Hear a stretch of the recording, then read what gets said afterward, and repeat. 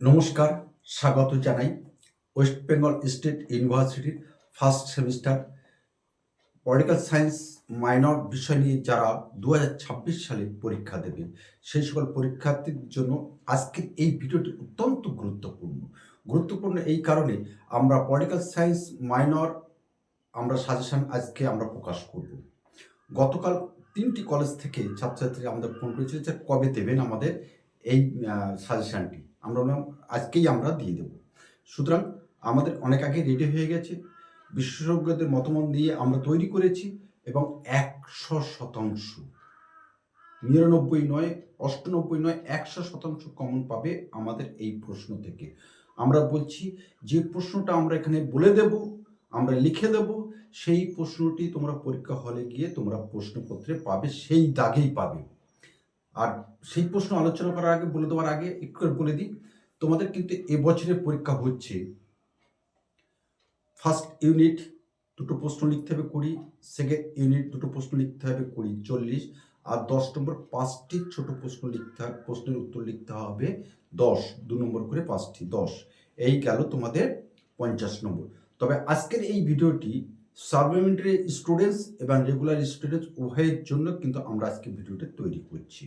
আর তোমরা যারা দেখছো শেষের কবিতা সুন্দরবন ইউটিউব চ্যানেল, এবং আশা করি যারা দেখছো যে তোমাদের ভালো না লাগলে থাকে তাহলে এই ভিডিও থেকে বেরিয়ে যাও, দেখবে না। তবে ওই 10 সেকেন্ড 15 সেকেন্ড 1 মিনিট করে দেখবে না, দেখলে পুরোটাই দেখবে, না হলে দেখবে না। আমাদের ভিডিওতে তোমার আসার কোনো রকমভাবে প্রয়োজন নেই, কারণ তোমরা কিন্তু আমাদের এই চ্যানেলটিকে নষ্ট করছো। আর যারা প্রকৃত যারা ভালোবাসে তারা অবশ্যই এই চ্যানেলের মধ্যে আছে, তাদেরকে ক্ষতি করো না কেউ। তো আসি 2026 সালে রাষ্ট্রবিজ্ঞান মাইনরের যে সাজেশন 1 দাগে যেটা পড়বে, রাজনীতি বলতে কি বোঝো, অর্থাৎ এখানে রাজনীতির সংজ্ঞা দেবে এবং রাজনীতির প্রকৃতি এবং পরিধিটা লিখবে। 100% কিন্তু এই প্রশ্নটা 1 দাগে থাকবে। রাজনীতি কাকে বলে, রাজনীতির প্রকৃতি পরিধি আলোচনা করো। 2, সার্বভৌমিকতার ভৌতবাদী তত্ত্বটি সবিচার আলোচনা করো।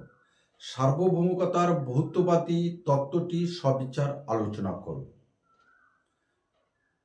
3, প্রকৃতির রাজ্য ও সামাজিক চুক্তি সম্পর্কে হবসের ধারণা ব্যাখ্যা করো। এর আগে কিন্তু আমরা হবসের সামাজিক চুক্তি এবং প্রকৃতির রাজ্য কিন্তু আমরা আলোচনা করে দিয়েছি, অবশ্যই কিন্তু পরীক্ষা আসবে।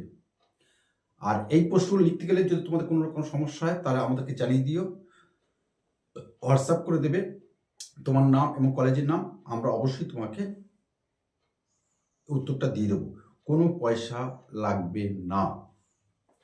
4,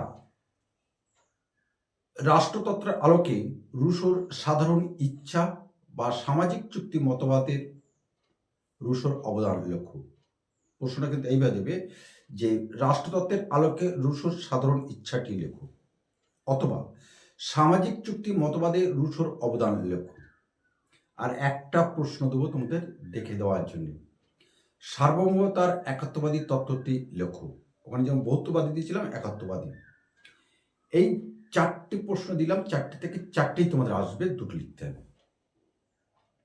এবার আসছে আমরা ইউনিট 2, যেখানে তোমাদের 2টো প্রশ্ন লিখতে হবে, প্রত্যেকটি প্রশ্নের মান 10 অর্থাৎ 20।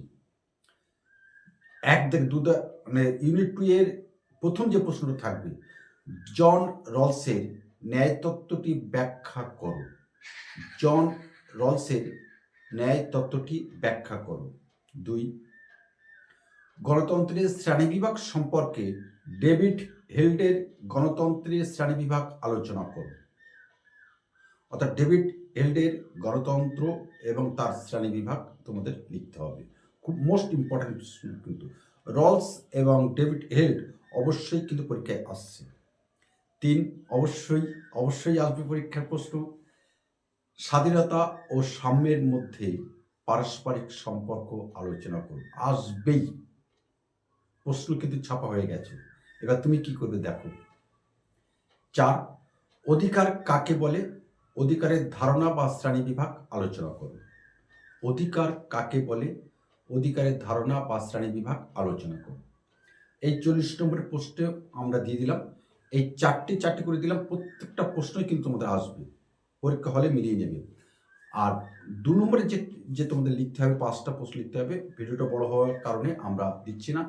আগামী ভিডিওতে তোমরা দেখতে থাকো, আমাদের সাথে থাকো। শিশু কবিতা সুন্দরবন মানে ছাত্রছাত্রীদের বৃহৎ অংশের ছাত্রছাত্রীদের একটা এডুকেশন চ্যানেল।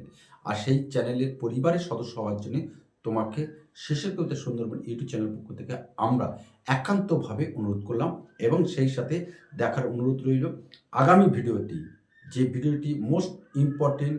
তোমরা 10 নম্বরের জন্য যে শর্ট প্রশ্ন কোশ্চেন, সেটা অবশ্যই কিন্তু আমরা প্রকাশ করছি আগামী দিনে।